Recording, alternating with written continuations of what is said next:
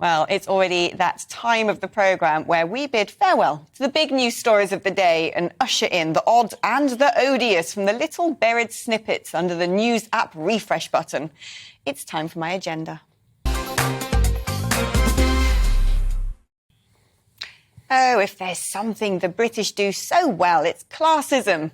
Already, the contest about who gets the keys to number 10 comes with a side competition about who has the most working-class merits.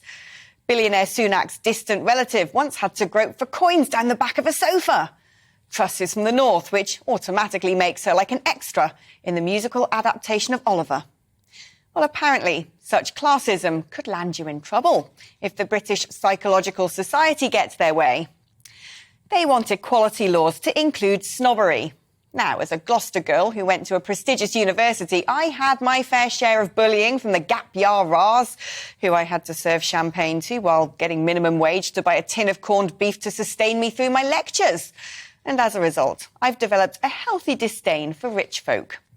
But it seems to me, ever since the birth of the chav on reality shows, the more skint and stupid you are, the better.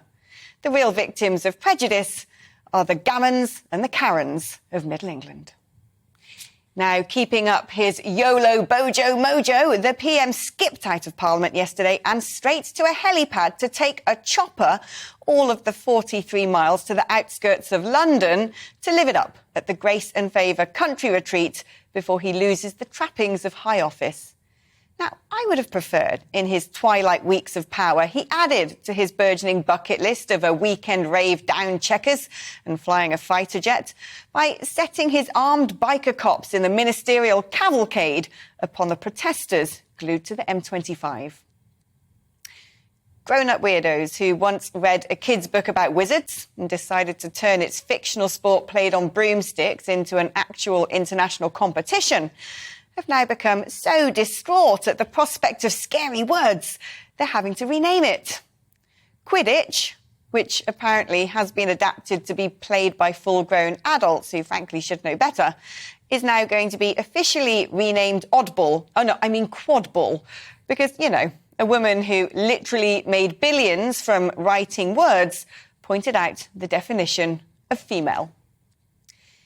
And apparently there are plans to remake Love Island.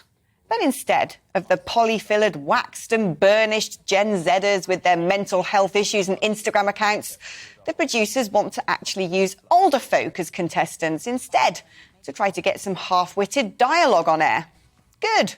Finally, some humans who might be able to withstand the emotional highs and lows of reality and life's hard knocks.